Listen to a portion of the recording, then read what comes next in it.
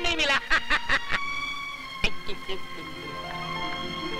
गुरु, सुना है आजकल विजय सक्सेना के घर के बड़े चक्कर लगा रही है।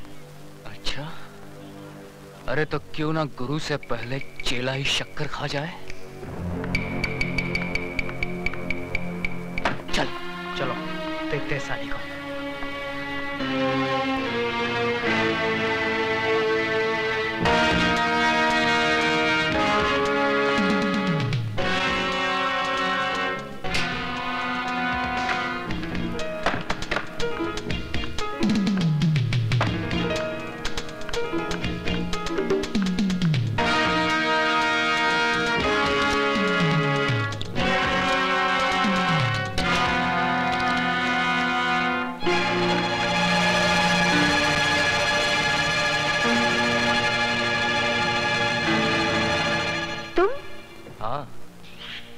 हम और तुम? हम तो अपनी आंखें बंद रखेंगे। और तुम कुछ दिखाओगी तो भी नहीं देखेंगे। हमने अपनी आंखें बंद कर ली। अब जल्दी से गुरु के साथ शुरू हो जाओ। हाँ,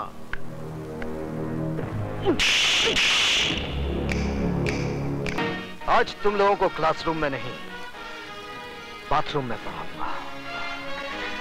और ऐसा सबक पढ़ाऊंगा कि जब जब बाथरूम में जाओगे मेरी याद जरूर आएगी।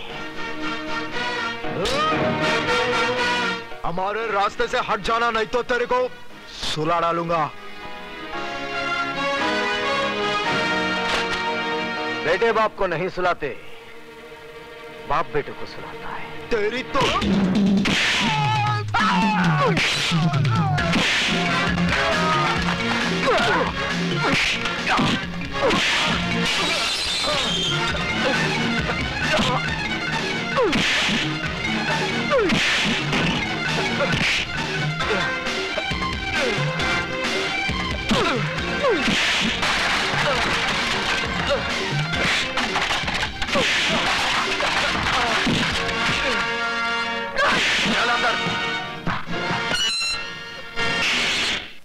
बंद कर दो।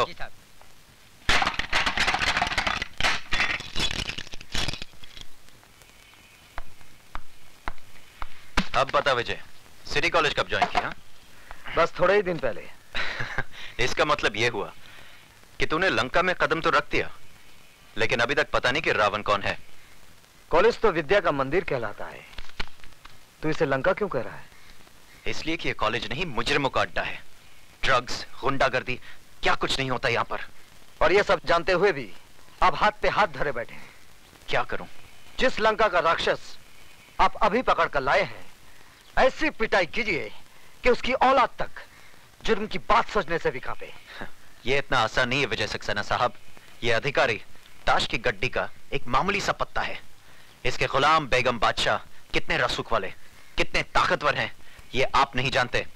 सारे हिंदुस्तान की पुलिस फोर्स मुजरिमों को सजा देने के बजाय उनकी ताकत, उनके रसूख का कितनी इज्जत के साथ बयान कर रही है। इसका मतलब आपका कॉलेज में आना, अधिकारी को गिरफ्तार करना, ये सब एक ढोंग था, नाटक था। नहीं विजय, बिल्कुल नहीं। लेकिन अधिकारी को अगर मैंने नहीं छोड़ा तो ऐसा नाटक शुरू होगा कि तुम अपने आप को बचा नहीं सकोगे। ऐसे शातिर बदमाश हैं कि कब दिन को रात में बदलते हैं, कुछ समझ में नहीं आएगा। वो आप कुछ नहीं कर पाएंगे। जिस लड़की की इज्जत लूटने की कोशिश की गई है, वो जब अदालत में खड़ी होकर बयान देगी ना, वो साला 7 साल के लिए अंदर जरूर जाएगा। वो बयान देगी तब ना। सुधा बयान जरूर देगी। तुम्हें इतना भरोसा है अपनी सुधा पर? बिल्कुल। बात इतनी बढ़ गई है। हाँ, अब समझा कि मेरा सीधा साधा दोस्त एकदम से तारा सिंह कैसे बन गया। अरे वो बात नहीं है जो तू समझ रहा है, वो स्वीटी की सहेली है। इसमें इतना घबराने की क्या बात है?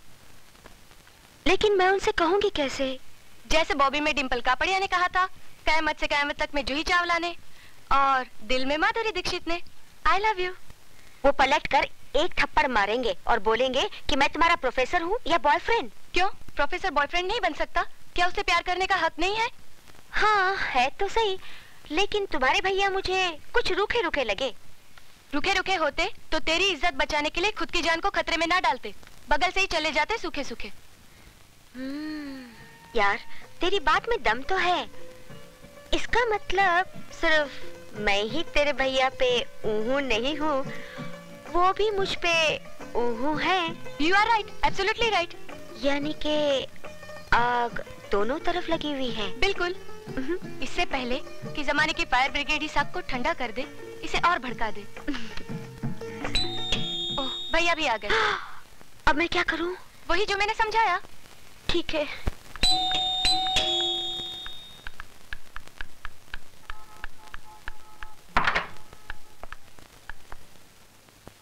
आप?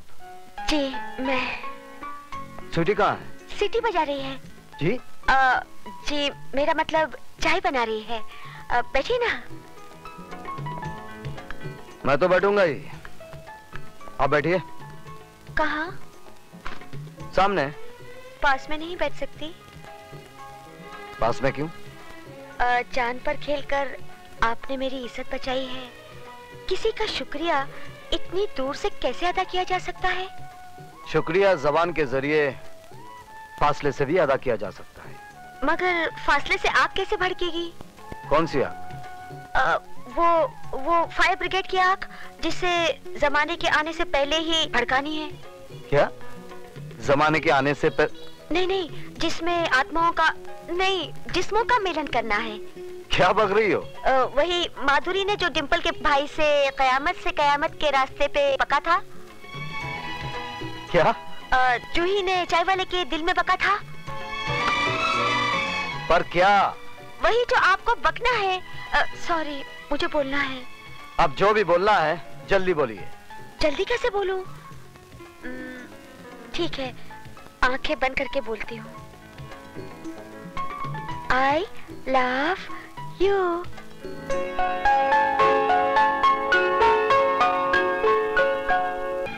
बेटे यहाँ आओ। आओ आओ बेटे आओ।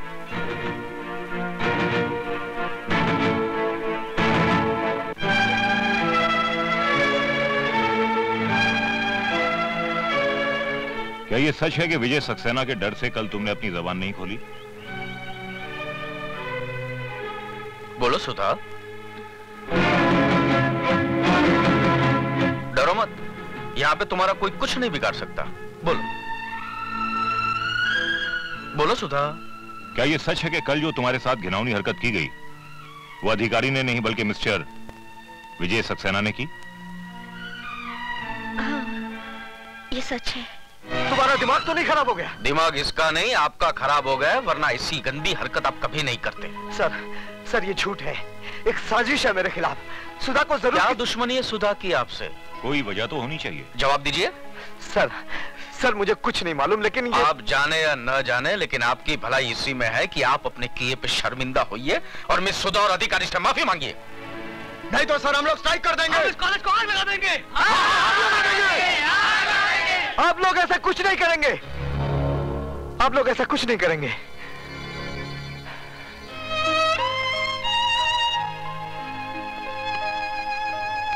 मैं आप लोगों से हाथ जोड़कर उस गुनाह की माफी मांग रहा हूं जो मैंने नहीं किया है।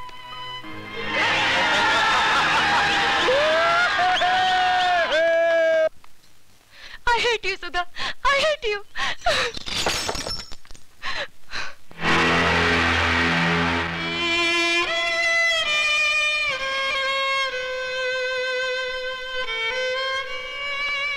मैं इसी काबिल हूँ कि तुम मुझसे नफरत करो।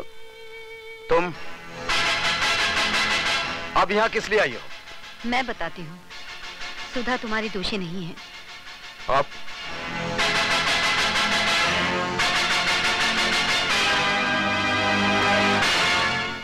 दीदी ने मेरी इज्जत बचाने के लिए आपकी इज्जत को मिट्टी में मिला दिया। मैं मजबूर थी स्वीटी, मुझसे अपनी इस बहन का दर्द देखा नहीं गया। देखो, तुम ही देखो, उन दरिंदों ने अपने नाखून इसके जिस्म में कैसे गाड़ दिए थे।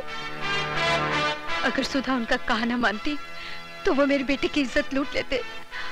हम कहीं मुंह दिखाने के लायक नहीं रहते। प्लीज दीदी को माफ कर दीजिए। कौन थे वो लोग? अब मैं ना अपनी बहन की इज्जत खतरे में डाल सकती हूँ और ना ही आपकी जान को। मैं तुम्हारी मजबूरी समझता हूं सुधा, लेकिन एक बात याद रखना, मैं मजबूर नहीं हूं।